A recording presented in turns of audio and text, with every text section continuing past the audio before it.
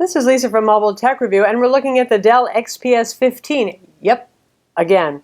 We've looked at a couple of different iterations. In fact, one that has much the same internals inside, but this one has the UHD 4K display. It's a Sharp IGZO panel, and it really is lovely. This is also, well, it comes with the top-of-the-line model, so we're going to talk about what you get when you spend $2,000 to $2,500. For those of you who are looking for a 15-inch Retina MacBook Pro competitor in the world of Windows, well, this would be it, and it's just as expensive, too. That's the drawback there. We're talking $2,000 to $2,500 again, but you get stunning build quality, a lot of ports, that signature carbon fiber bum here, and we're going to look at it now.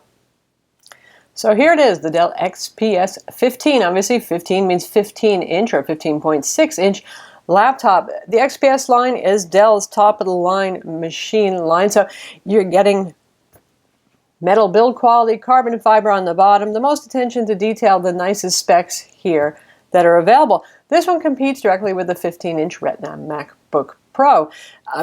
Both of them are under 5 pounds. They're very portable quad-core i7 mobile 28-watt CPUs. We're not talking about 15-watt Ultrabook CPUs. Dedicated graphics inside, lots of ports. And inside we have Dell's really very good keyboard here. I like this soft touch finish that we have right here on the keyboard deck. It feels pretty good. You don't, slide around on it a whole lot or anything like that, but they're right up there with Lenovo for doing very good keyboards. Lots of key travel on these keys, nice shaped, sculpted, ergonomic keys, comfortable to use, pleasant backlighting, of course, yes. Large trackpad, quite good, behaves nicely. My only complaint would be it's not that different in terms of tactile feel between the deck, and I have actually wandered outside once in a while, but minor complaint there. So great typing experience as well. Now if we take a look at the ports before we get to that juicy 4K display, for those of you who are new to the XPS 15 and haven't caught any of our other reviews of older models, you get that kind of bright metal trim here. It's real metal, it's not fake metal, it's all real metal on this guy. That signature carbon fiber bottom, which maybe in the next generation will disappear since it's going away in the XPS 13. Your service tag is under this door. By the way, if you want to remove the bottom cover, no problem at all. You do need a Torx T5 screwdriver, lots of screws all around here. And also you'll have to remove the 2 Phillips head screws that are hiding under here. Vents obviously right there, and we have rubber feet to stop it from sliding around.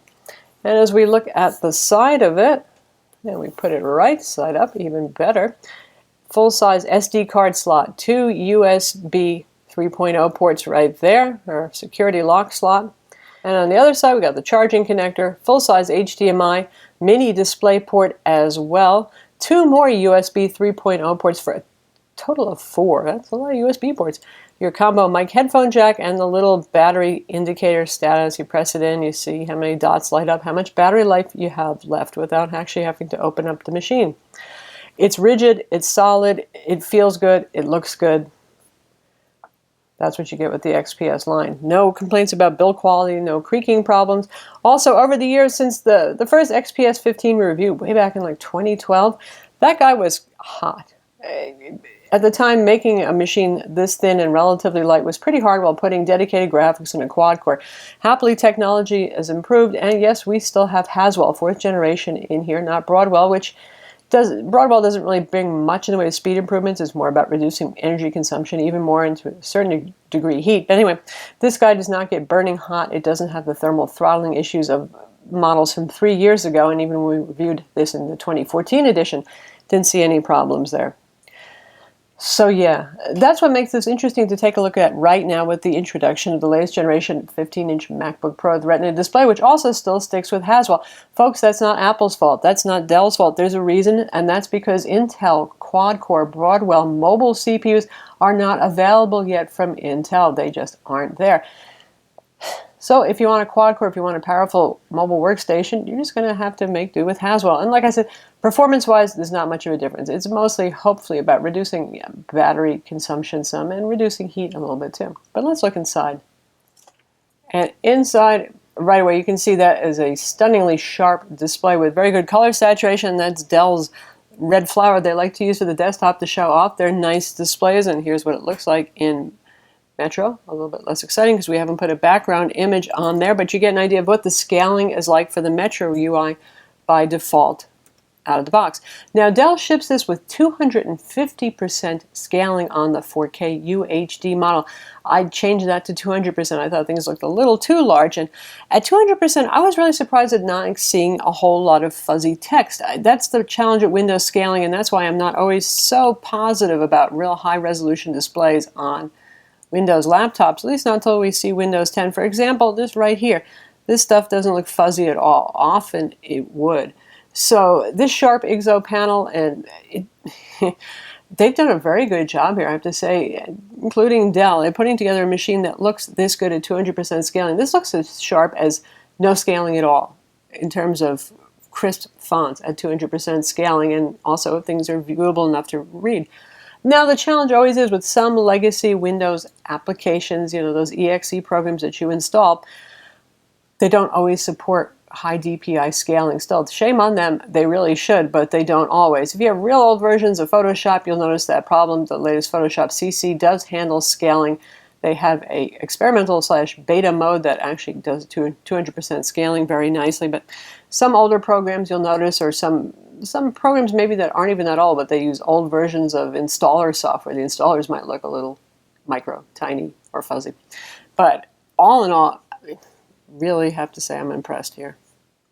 And here it is with IE Open. Again, that defaulted to 250%. We changed it to 200%, which is still very big and very readable there. And fonts are looking nice and sharp. This is a touchscreen display as well. Obviously, it's a glossy display, so for those who hate glossy displays, keep that in mind. Those of you who love it, keep it in mind as well. So what is the actual resolution in pixels of the UHD display? 3840 by 2160. Why do you need that many pixels? Well, a lot of people don't. But for those of you who are working on 4K video editing, which would be a good use of something that has workstation-like performance inside, like this does, are doing a lot of photo editing, you use a lot of Adobe Lightroom, for example, that's your thing, then it can actually be real handled because you can actually come close to looking at today's digital SLR 24 megapixel photos is something like 66%, 50% zoom easily on screen instead of the usual like 25% sort of thing. And you only have to hit plus, look at a certain section of the image and then minus back out to get the big view of the picture.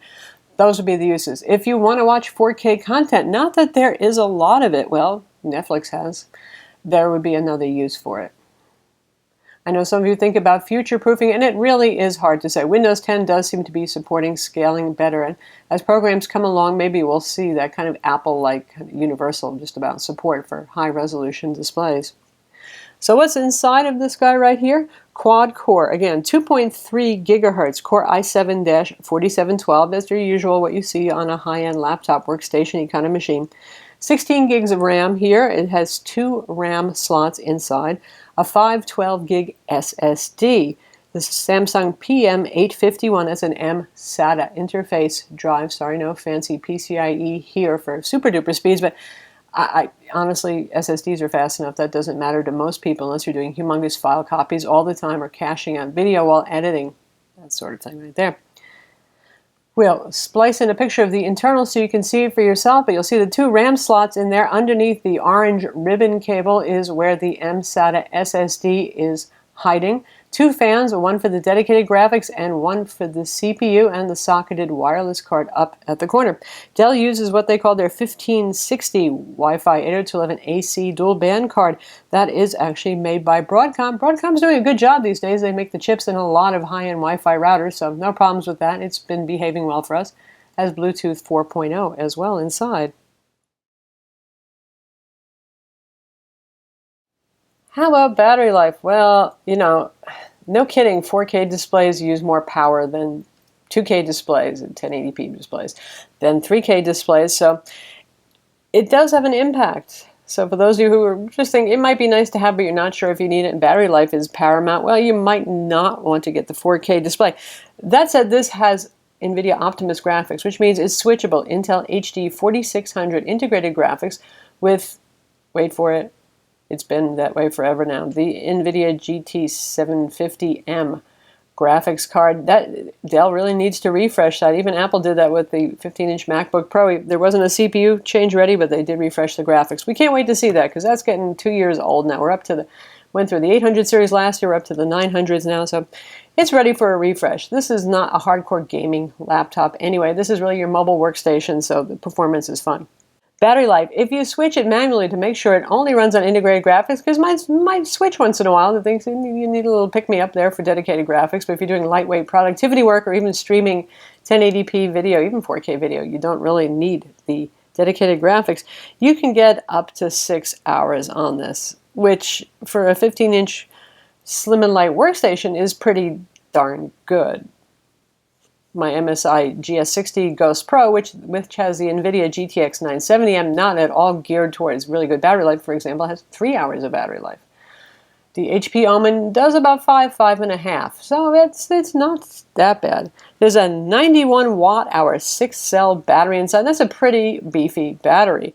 And to have access to it, again, you're going to have to unscrew the bottom torque screws to get at it. But back to the display, because that is the star of the show for this particular review. How does it do on color? Again, this is a Sharp IGZO panel, which is a bright IPS-like display that's supposed to be very power efficient, and that's what helps. Actually, when I was talking about the 4K display having worse battery life than, say, a 1080p display, it's not that much worse, and that's because Sharp IGZO is very efficient, and Dell's also using that in the XPS 13. Anyway, color gamut. Right here, 99% of sRGB, 76% of Adobe RGB. Very good. That's top of the line as we expect to see on expensive machine. Nice. Very nice. For those of you who are editing video and photos professionally, unless you're doing it for print where you really need Adobe RGB and you're going to have to use a nice expensive external monitor like some of the ones Dell makes, this will do the trick.